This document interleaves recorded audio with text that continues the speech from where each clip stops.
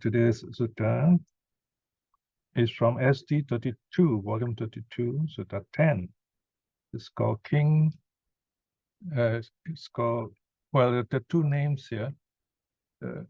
One is Aṭṭhaka Mūlaka Sutta, the eighth discourse on the rooted. This comes from the book of eights. There are 8 items. So it is A 8.83, means the book of eights, Sutta 83. It is also called Kim Mulaka Sutta. The discourse on what is the rooted. Mūlaka means rooted. Mula means the root. Mūlaka is the adjective. So this is the opening words.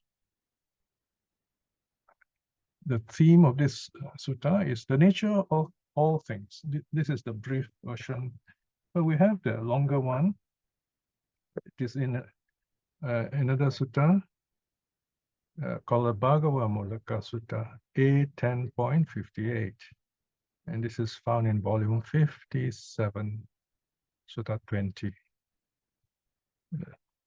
20b, yes? 57.20b. So you can read up the longer one if you like. So here we have this short sutta of 8 items. We see the Buddha sitting down meditating, and here comes along someone. So in this case, it's probably a wanderer. Or usually they are wanderers because these wanderers, they are people in ancient India who are interested in finding out more about life. Why do they do that? Well, India in Buddha's time was becoming very urbanized, very prosperous, because the kingdoms were becoming more united, becoming bigger. It was the Iron Age, the king could use iron to make better tools, better chariots, better ships, better weapons also. So the kings become powerful, and they conquer other areas. So there's a bigger kingdom and greater peace, more business, economics, things like that. So people have work to do, they have more time. And when you have more time, it means you have more time to worry also. And when you have lots of things, you lose them. So you can see it's a kind of, double-edged situation. So some people just do not want to get caught up with all this rat race. Or some of them thought they'd be to lead an easier life by becoming wanderers. So you don't have to do anything, just wander about. You just look different. Even today in India, it's quite easy to become a holy man. You just look different, and you stay in the open. And at certain times in the day, people will come and offer food at a certain place. So you just need to go there. And so this can be quite a problem, because you find nowadays there's so many of these scandals and issues. In fact, there is a special sutta called the Aṭṭhaka Sutta, D24, which I've just translated. The two modern translators who translated this sutta, they had quite a bit of problem with this sutta, because they thought the sutta is not serious enough. It's very funny, but not funny enough, things like that. But the sutta talks about all these strange things the cult teachers were doing, For example, there is this Aṭṭhaka, that is the key figure after which the sutta is named. He challenges the Buddha. He says, whatever miracles the Buddha can do, I can do double of it, and so on. And you should not do that, because when you do that, the Buddha knows, and he will come and challenge you. He will come and respond. So the Buddha comes to his hermitage, and there is this other character called Sunakata who gave up monkhood because the Buddha would not perform miracles or teach him about the beginning of the world and so on. So Sunakata was not happy with the Buddha. So he goes around telling the people of Vesali that the Buddha is there, in the Bhagava's hermitage, and they're going to perform miracles. This tournament of miracles, and a huge crowd of thousands assembled in this hermitage. The thing is, when this Aṭṭhaka heard this, he was terrified, and he fled. He ran away to another wanderer's park and stay there because he doesn't want to face the Buddha. So we can know that he is a charlatan, is not really a serious practitioner. Then there were 3 efforts made to invite him back to his hermitage to meet the Buddha. And this is the funny part, which some translators thought was rather silly. This wanderer, Patigaputta, got stuck to his seat. He couldn't get up. So when he was invited, he says, "Oh, I'm coming," but he's stuck. And 3 times this happened. So the Buddha says, no, he will never be able to come because he doesn't have those qualities which he claimed he has. So this is one of those funny strands in the story. There are a number of others. In fact, the sutta, and it's a Diga sutta, it's quite long, so it ended up with 70 pages. I finally completed the sutta. It's still draft stage because meaning that it's not proofread yet. So if you want to read the sutta or help proofread it, fine. You can just message Ratna, and say, please send me the Aṭṭhaka Sutta. Aṭṭhaka, P-A-T-H-I-K-A. Aṭṭhaka Sutta D24. So you have this kind of situation in India. But of course, there are serious wanderers, people who really want to know the truth.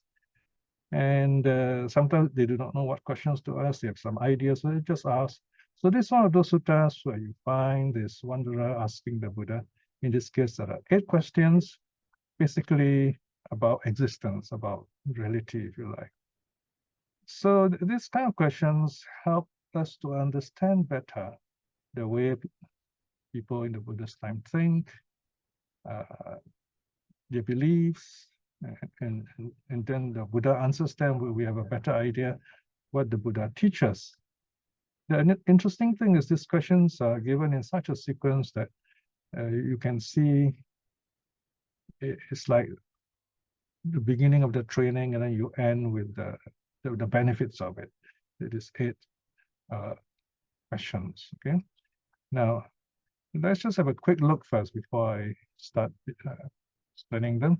Just go a little bit down. Yeah, there you are. You can see the 8 questions, and that's how you get the sutta is preserved in the Book of Eights. So the first question is, in what are all things or all states rooted? Okay, there you are. This is the question, which is the title of the sutta. Kim Mulaka Sabbe Dhamma. Right, so this is a wanderer. So he doesn't call the Buddha Bhante, he calls the Buddha friend, okay, dear friend, okay. Kim Mulaka Sabbe Dhamma. You notice in this interesting Pali sentence, there's no verb. It's understood, so it's an inherent verb, okay. Sabbe means all, Dhamma here means state. Remember, this word Dhamma has got many meanings. Teaching is one of them. It's one word has got the most meanings in Pali. Or you can translate here, you are, this is the other translation. All things are rooted, this is the reply, all things are rooted in desire. Okay. I'll just read through this first, later I'll explain them. In what are all things born? Okay, notice first rooted and then born. Okay, so we'll try to reflect on the difference later on. In Sambhava Sabbe Dhamma. You notice the beauty of Pali, you have this noun here with the ending R, and the Dhamma here also ending R. So they kind of rhyme, right? Arising, Sambhava. Bhava means existence, Sambhava. It's like in English, con. Some is very similar to con and com. Like here you can translate as conceive, if you like, conceive, born. Okay? Whereas here Mūlaka means kind of like the root of it. Here is the birth of it, right? And the third question, in what do all things arise? And they're kind of similar, right? But there is a very important, very subtle difference. King Samudaya Sabbe Dhamma. Right, it is M with a dot, means it's a nasal, like ng, sound. King, okay, mean what, right? Samudaya Sabbe Dhamma. Now, samudaya is also the same verb for the second noble truth. Samudaya Arya Satcha, the truth of the arising, dukkha samudaya, arising of suffering. Okay, udaya means rising, just like the rising sun, udaya. And then again, you see this prefix sam, meaning a sense of converging of conditions, com. Okay, samudaya. In what do all things converge? Okay, here again, you should see the con here, meaning together, converge. And then here you see the sum again, sammo sarana. Okay, converge, they meet together. Where do they gather together, meet together? King sammo sarana sabbe dhamma. What is the leader of all things? What is the kind of like a head? You know, they're kind of, when this head is there, the rest are there too. What is this leader of all things? King Pamukha Sabbe Dhamma. Now here, this king, you can remove the dot. You can pronounce it as Kim Pamukha, if you like, because of the P. M and P, when you pronounce Kim, you have to close your lips. Notice Kim, okay, without the dot, okay, Kim. Then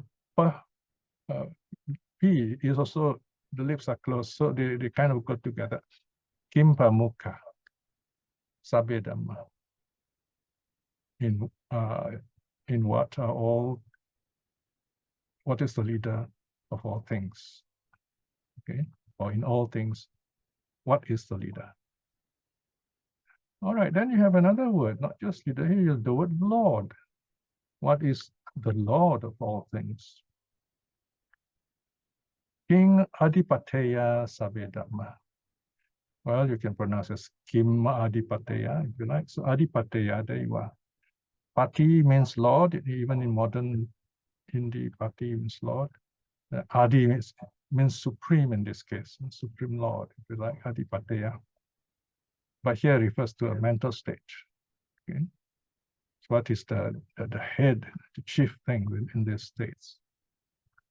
All this question sounds very hard when we first look at them, isn't it?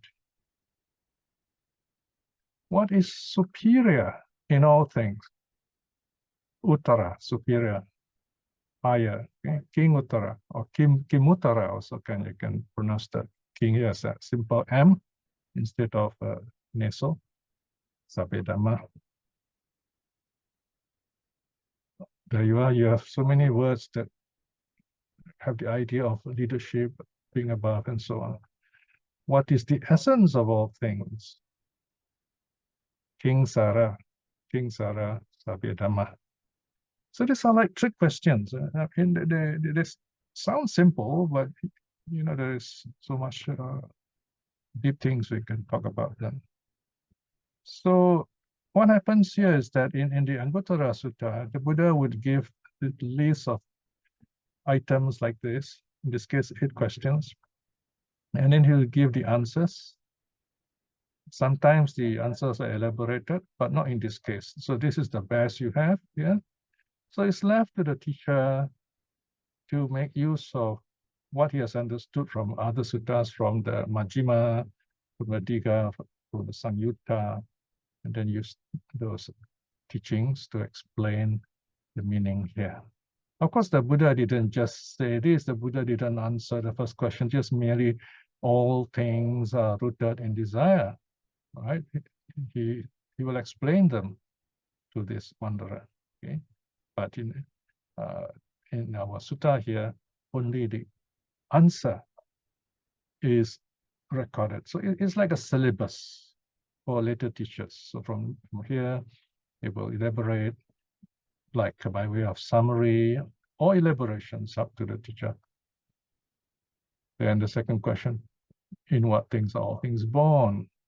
All things are born in attention, right? So you can see desire and then attention.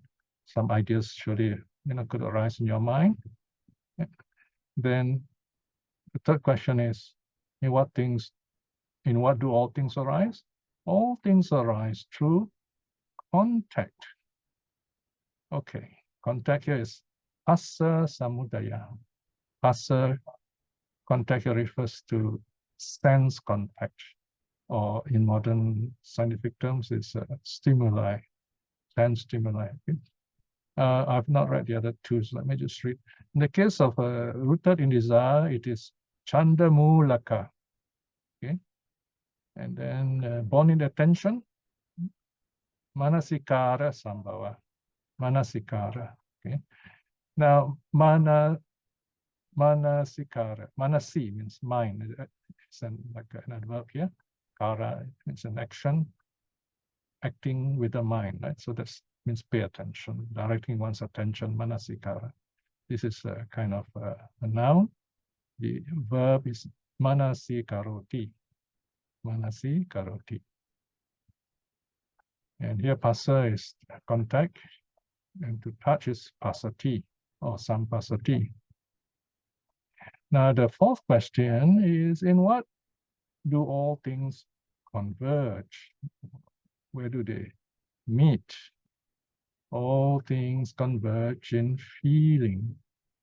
Vedana, samosarana, sabbe dhamma.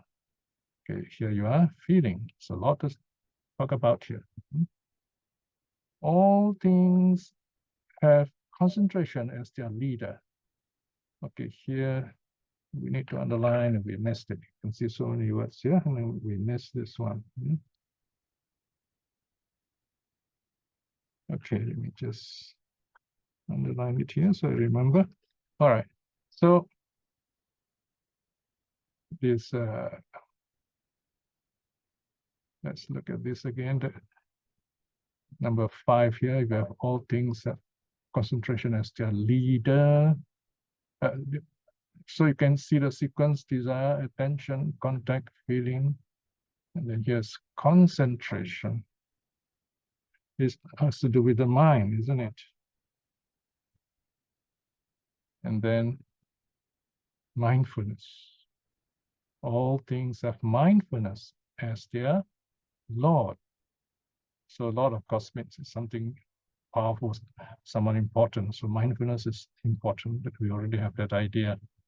Okay. Now here, notice you have what is called a sandhi. We have a combination here. Satta dipateya. This was sometimes like Pali difficult. They were very long word here. But Germans will not find this difficult, because the Germans do have a lot of this kind of compounds. So the vowel I, or in Pali we say E. The sound of I is E, short E. Okay, sati, right? The sati, because it's a bit difficult to say sati adipataya. There's a kind of a break. So they make it flow by eliding it. In other words, dropping off the I, sata adipataya. Easier to say. So you got to know there is this vowel missing here. Now, in other books, you don't see this kind of marking, punctuation.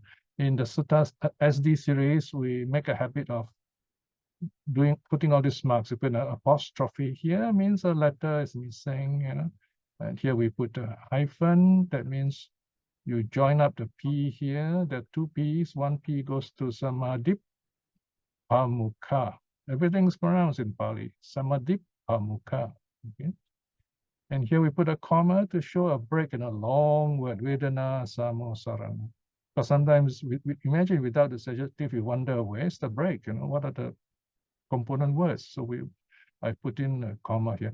Originally, I use a dot, but the dot is being used in modern Pali spelling called the Beltire system, where you type in with the dot here, and then the computer will change it automatically into the proper Pali spelling. All right. So there you can see all the long compounds are being broken up with a comma here. All right.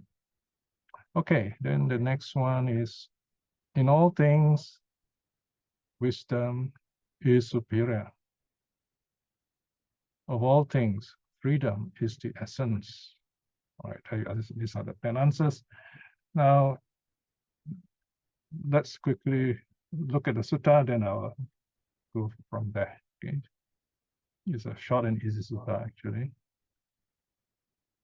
Okay, here we are. Notice there's no introduction here because the introduction is right at the top of this chapter. All right, this is Sutta 83. Now here the Buddha is speaking. If bhikshus, wanderers of other sects, were to ask you this, in what are all states rooted? In what are all things born? In what do all things arise? In what do all things converge? What is the leader of all things? What is the supreme Lord of all things? What is superior in all things? What is the essence, or what is the heart of all things? When you are asked thus, bhikshus, by the wanderers of other sects, how should you answer? Okay. Let me just make one more correction.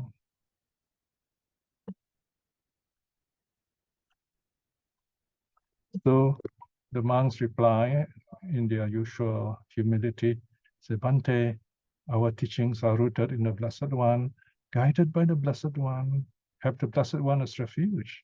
It would be good indeed if the Blessed One were to explain its meaning.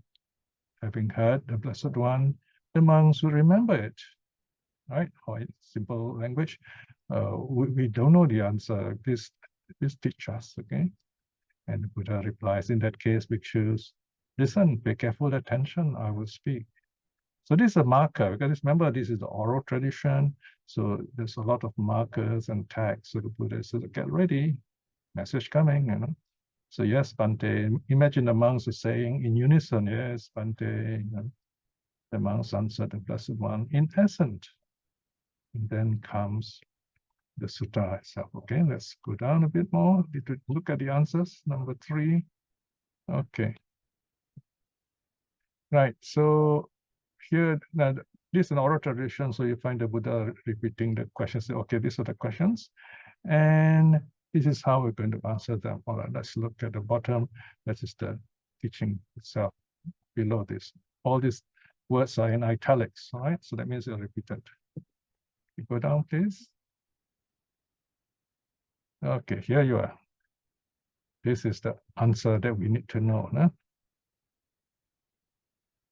When you are asked thus, bhikshus, by the wanderers of other sects, you should answer them thus. Okay, this is what I'll explain to you as time permits today. All things are rooted in desire. Okay, notice the word for desire here. Usually it's karma, okay? Karma or tanha. Now, these are very strong negative words. But here the word is chanda. Chanda Mūlaka avuso sabbe dhamma. You start here, you say all things avuso are rooted in chanda. This is the problem. See, if you say in English desire, you wonder what is the Pali word? Is it karma? Is it tanha? Right? It is chanda. So what's the difference here? Now, chanda is a neutral term. It depends on the usage. In a sense, you can I've translated it as desire because it's neutral in this sense. We don't say negative desire and also desire. It's just desire. You have words like kama chanda. So you have this kama in front, K-A-M-A, qualifying chanda. Desire for sense pleasures. Kama chanda, desire for sense pleasures. And so here, chanda is also one of the very important Dharma qualities where you put in your willpower. You want to do something, you put in your decisiveness, your resolve. So that's chanda. So chanda is not just desire. You can also translate as will, if you like, that you will yourself, I'm going to do this. So you put your mind to it, a kind of decision, a kind of wholesome intention in this case, chanda Mūlaka. All things are rooted in this first thought. That's another way of saying it. Chanda means first thought. It means intention. It means willpower. I want to do this. I want to meditate. I want to study suttas. I want to be happy. All right, so this is the beginning of things. By thinking something good. It starts as simple as that. Okay, I'm going to take a short break now. Okay, now there's one more point about this first answer on chanda. We usually wish or put our mind on something we want to do. We can also make this resolve not to do something. For example, we can say, I'm not going to get angry. I'm not going to be afraid, and so on, things like that. You can also put it in the not doing, like the precepts, not to kill, not to steal, and so on. Now, the next one, number 2, all things are born in attention. Manasikara sambhava, sabbe dhamma. Attention is when the mind is directed to something. Usually it's one of the 5 senses.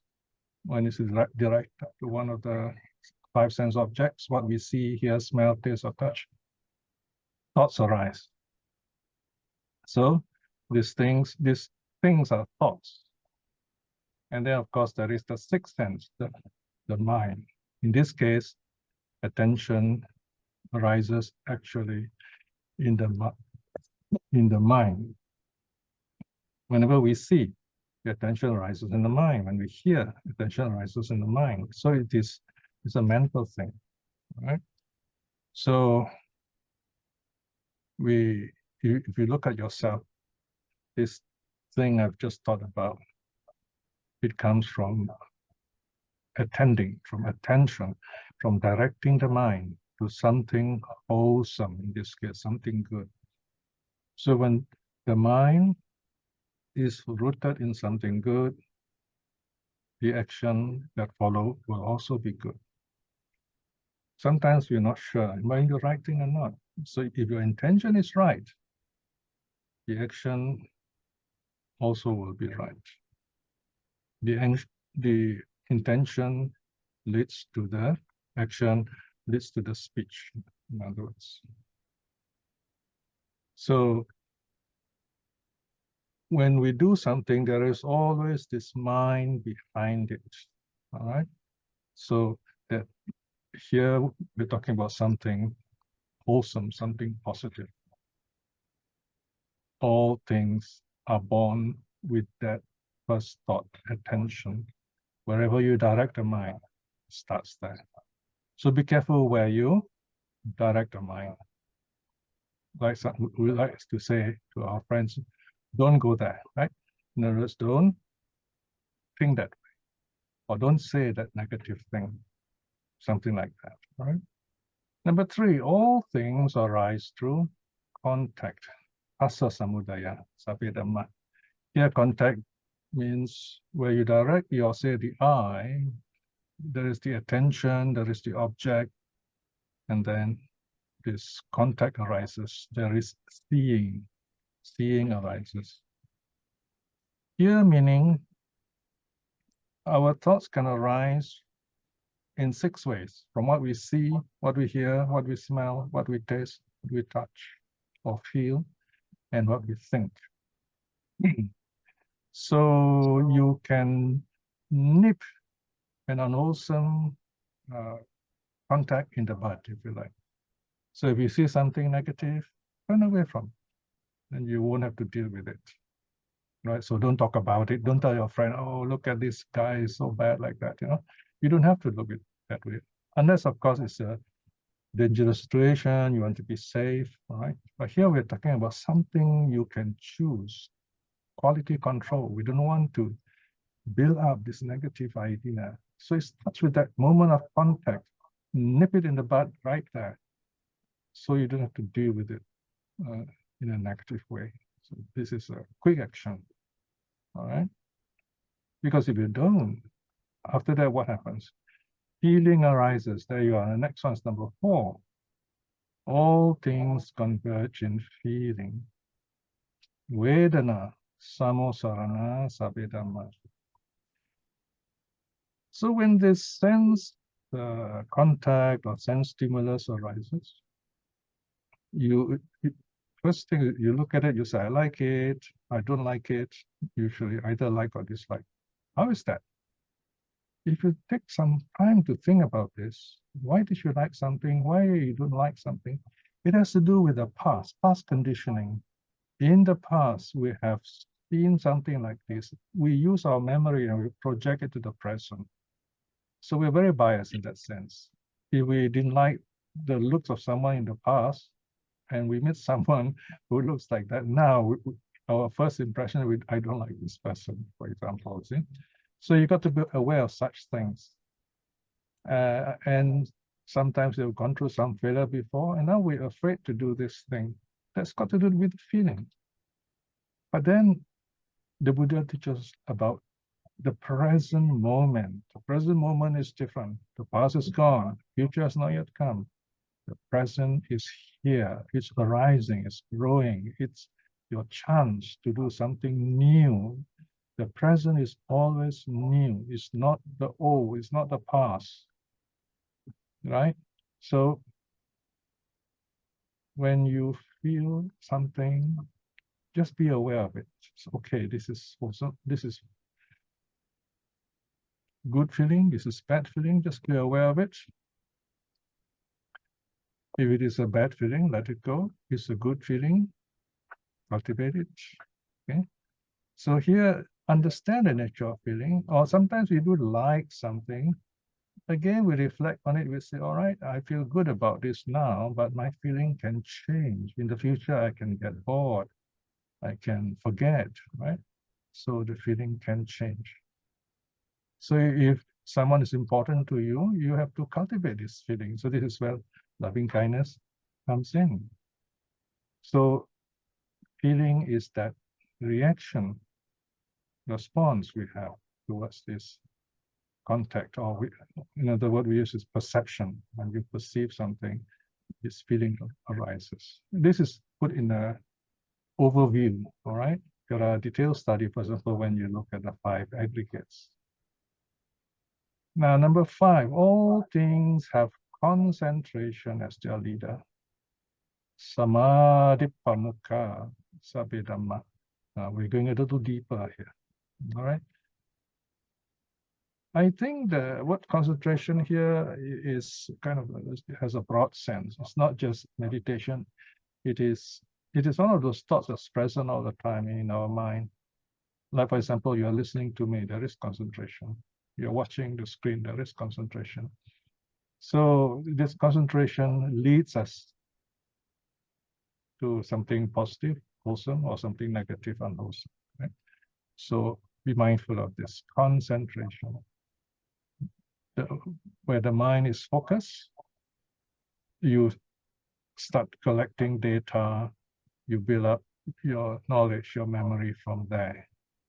So the question is this wholesome? Is this worthwhile? Is this good? So ask yourself these things so that you know what to do, what not to do.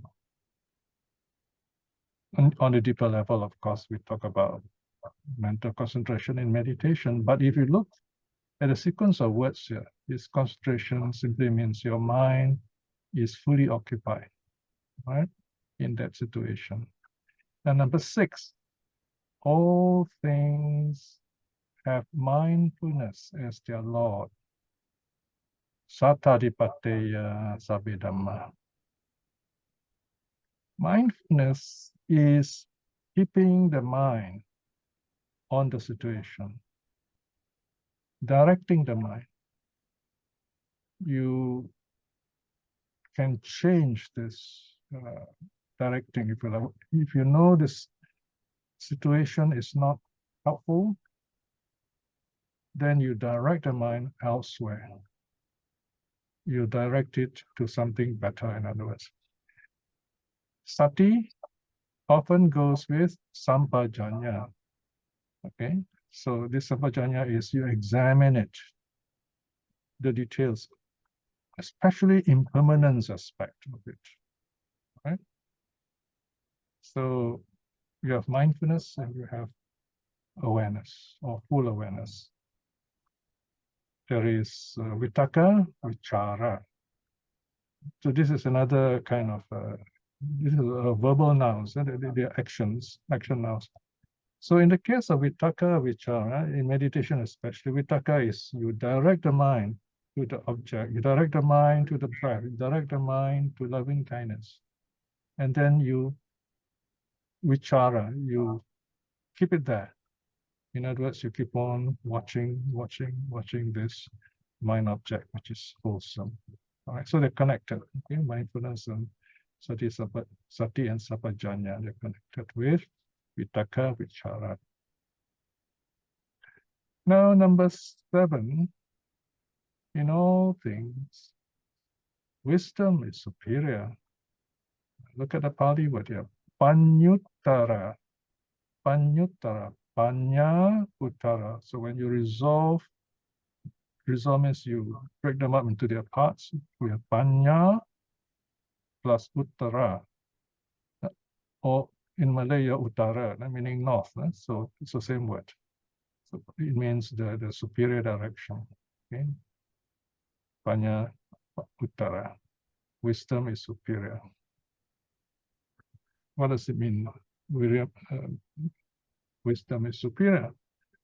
It's the best thing in your experience in the world. Is it a learning experience? That's one way of asking, quality check. Is it a learning experience? Or another way is, what do I learn from all this? So even in something negative, you can ask, what do I learn from all this? I learn I should not do this, or I learn I should do that. So when you ask yourself this kind of questions, then you are taking the superior stand, if you like, because it's a learning situation. This bad experience has given you something good. You are learning from it, what not to do, and so on. Right? So wisdom is that ability to discern within something good, something bad, and choose making the right choice. It means you allow yourself to make mistakes. You don't enjoy making mistakes, but it happens.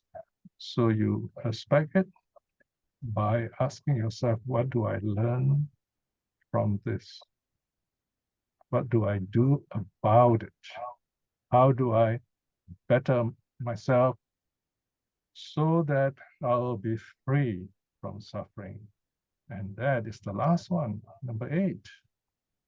Of all things, freedom is the essence, the essential thing.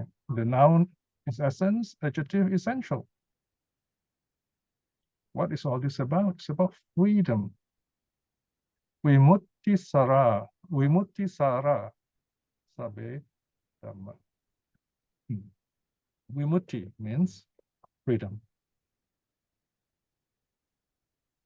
Actually, the word mutti already means freedom, but in Pali you often add prefix to it, we, meaning in a special way.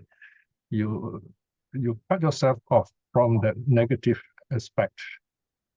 All right. Now, freedom has a very special meaning in Buddhism. When we talk about nirvana, all right, that's the highest freedom. And you go through freedom after freedom after freedom in order to reach nirvana. Freedom means letting go. The willingness and ability to let go. Then you're free. It's called renunciation. In other words, like I said before, if someone asks you in one word, what is Buddhist practice? I would say it's renunciation. The whole of Buddhist training is about renouncing. Even for lay people, by the way. Now, I'm not talking about becoming a monk. You can see today, sometimes becoming a monk is the last thing about renunciation, right? So if you make the right effort to renounce, then you're a good monk, a good nun. But even as a layman, you have to practice renunciation. That's what first of all, the precepts are about. Precepts means what? First precept against killing, you renounce violence, right? You respect life. In the second precept, you renounce greed, to practice generosity so you don't steal. The third precept, you practice contentment, letting go of desire. You respect the other person's person. So that's third precept. Yeah. The fourth precept, you renounce untruth. You renounce things which are not wholesome or helpful for the truth. Right. And then the last one, the fifth precept, about mindfulness. It's about mindfulness, actually, letting go of intoxication. You renounce things that will cloud up your mind. Now you find in Singapore, we have a lot of problem with vaping. Even in Malaysia, you have problem with vaping. We were there recently, and I can see everywhere in the public places, there are signs there, no vaping, so on, right? So these are warning, reminding people, let go of this, renounce this, so that you are mentally free. Otherwise, you'll be bound by this desire, and you lose your mind. And that's terrible. That's the worst thing to lose. So freedom means not to lose the mind, to enjoy the mind, to be at peace, to have a clear mind, even into old age. Right? So there you are. Look at these 8 things again. You have this wholesome desire, number 1. Okay. Right attention, wholesome attention, contact, feeling, concentration, mindfulness, wisdom, freedom. These are the 8 things. These are the 8 answers the Buddha gave as a kind of simplified teaching to wanderers who ask the Buddhists about these things. Okay, there you are. So these are the 8 answers Buddha gave. So I'm going to stop here. We have about 20 minutes for questions. Thank you, Piya, for the teaching. Now we have a Q&A. Sister Aisin will take over the session. Thank you. Thank you, Sister Rana. Thank you, Brother Piya, for the teaching. Brother and sister, if you have any question, you can type in the group chat, or you can unmute yourself and ask verbally. There's a first question from Brother LCO. All things arises through contact.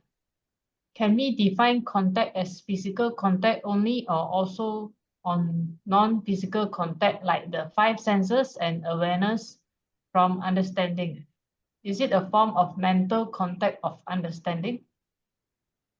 Right, if you rewind the tape and you listen, contact. Passa means a meeting of sense faculty, sense object, attention, sense consciousness, all right, or attention. And then the three, when the three meet, that's called contact. So eye, something visible, then eye consciousness. You have seeing, right? So that's contact, right? Nose, functioning nose, right? A smell, some kind of smell out there.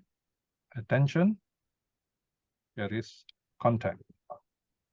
Nose, it's called nose contact. It's a very strange word, but it's not the nose touching another nose. It just means it is a kind of an experience through smell. All right, so same thing with the other senses.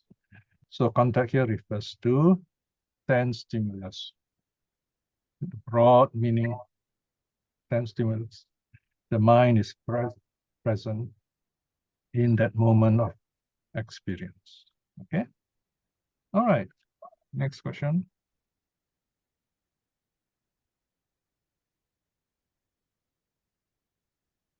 Yeah, Brother Piya. There's no more question in the chat box. Any Okay. brother and sister would like to ask question, you can unmute yourself and ask verbally. Thank you.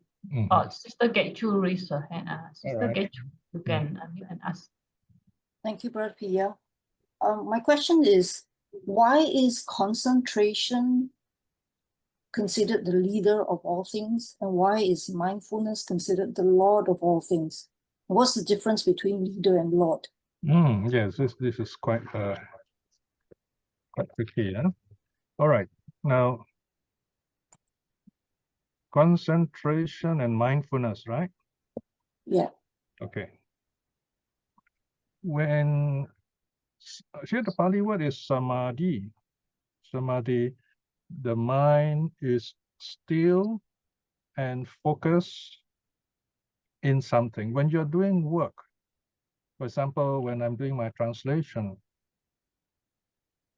I kind of let go of all sounds around me. Even when my cat is mewing or Rana is calling me, I don't hear, something like that, yeah?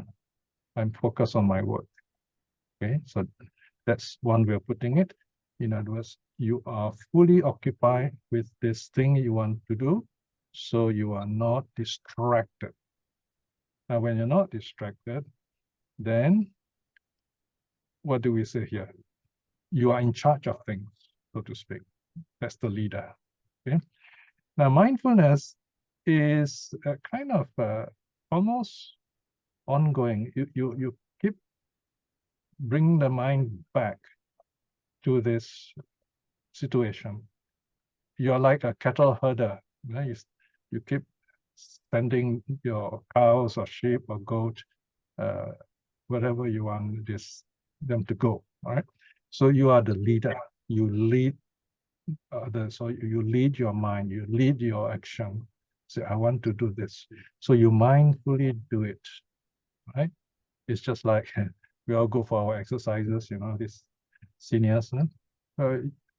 All these new steps of exercises you have to follow this, so you have to focus. Okay, I'm going to do this, and you follow. Your mind follows the steps, right? So you lead the mind. So it's a matter of subtle changes in the action. All right, does that help? All right, just reflect on that. Okay. In fact, if you spend some time just reflecting on it, you might find some very interesting aspects of this teaching too. But So it's mindfulness is related to being the Lord of all things, not the leader. Oh, the Pali word is Aṭṭhaka. Aṭṭhaka is what makes you great, what makes you have power over yourself. Aṭṭhaka. Oh, okay. The Lord is, yeah, don't worry too much about words. Ask yourself, what's the meaning of this word in this context? Remember the rule of contextuality. Words have no meaning in themselves except what we give them or what the context give them. This is very important. In fact, I was I was telling myself before class, I wanted to start off by telling you all about this word aspect, but now you've reminded me. That's good. We have two big groups of religion, or you can look at religion divided in two ways. One group is word-based. The Holy Book says so, so you follow it, word-based. Don't argue, believe, listen, don't question. Buddhism is not like that. Buddhism is not word-based. What is it? Buddhism is truth-based. Truth-based. In other words, it is true, meaning it is real, right? It's another problem here. True and real, they're not always the same, True reflects the situation. Did it happen or not? Did I say this or not? Yes, I said it, so it's true. No, I didn't say this, it's not true. That's one way of looking at it. Whereas real is out there. What is really happening out there? Impermanence is real. No one can deny that. Impermanence is real. Suffering is real. Non-self is real. It's a bit difficult to explain it, but it's real, right? So Buddhism is truth-based, reality-based. It's not word-based. So in this case, if you understand the nature of the word, you are Lord of yourself. Because if you don't, then someone, in the case of a word-based religion, the one who defines the words will tell you what to think, what not to think. You are not Lord of yourself. It's another way of looking at it. Okay? Let me not say too much about this because this idea is important, so I'll stop here. Okay? Clear enough? Yep, thank you. Okay. Thank you, Brother Piya. Okay. The next question from Brother John. Yes, sir. Sutta only has 8 answers. Mm-hmm. The companion sutta, Bhagavad Mūlaka, lists 10 questions. Yes. What are the other 2 questions? Number 9 here says, you can see there's a list of these answers in volume 57B. Okay, you can get this in our website, or you can write to us, we send it to you. There is a table of 57.20b. Yeah, 57B. Okay. Number 9 is what is the firm footing for all things? Where can you really stand and not lose your way, lose yourself? Firm footing. The Pali word is ogada. And the answer here is the death-free. Death-free here is a word for nirvana. If once you step in nirvana, you will never lose it. You go to heaven, sooner or later you lose it and the karma is gone. You can go to suffering states. Again, it may be very long, but it's not permanent there.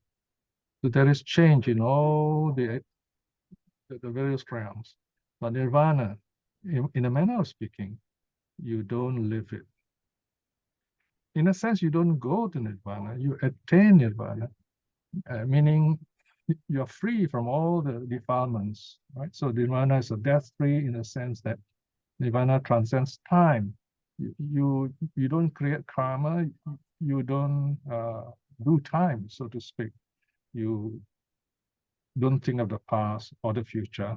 Even the present, you let it come, you let it go, you're happy, right? Of course, we are talking about someone who's fully awakened, an arahat. He's in nirvana, he lives in nirvana, either nirvana in the present life with all his remaining aggregates, or once he passes away, he's no more reborn. That's number 9. And number 10 is another aspect of nirvana. It's called the complete ending, parayosana, for all things. That's nirvana. Real, true, complete ending. No more realizing, no more suffering. All right?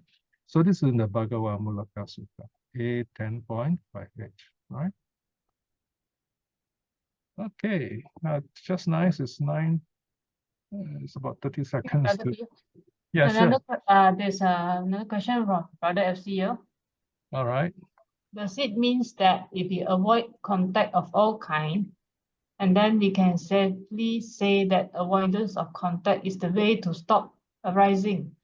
Thereby, the objective of not creating new karma arising and free ourselves of new karma. Right. I mean not complete avoidance of doing anything, but watchfully observe the contact condition Yes. to control arising. True. Yeah. In other words, we can free ourselves as being the essence that will enable ourselves to be truly free and happy. Yeah.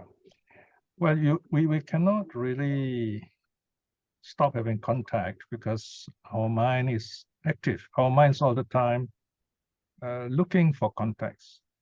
Right? Even the Buddha is mindful, you see. So people come, he knows someone's before him. So there's contact. He sees the person. It's not all bad. It's what you do with it. These are just tools, you know. You don't blame the fork if you poke your mouth accidentally with the fork, see? Right? So it's the mind, you see, right?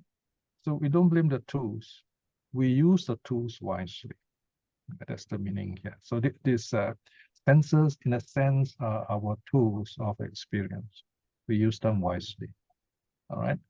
Of course, there are occasions when we don't have to use those tools. There are occasions when it's better for us not to have that kind of contact.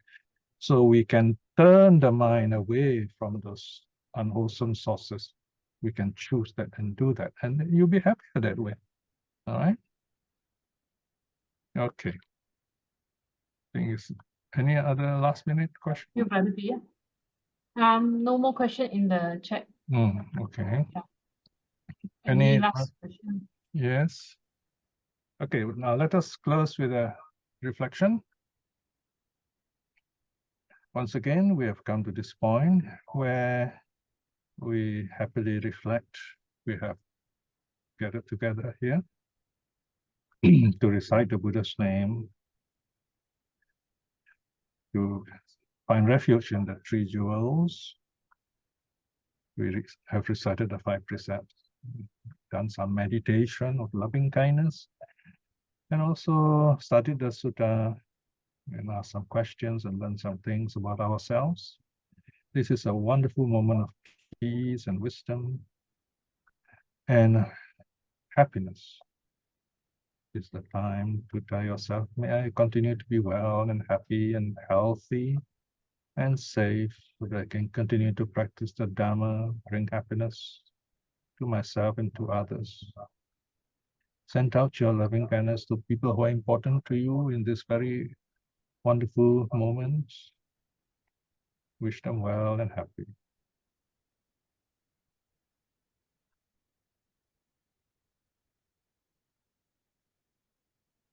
And now we close by bowing 3 times to the 3 jewels that guide us in our life.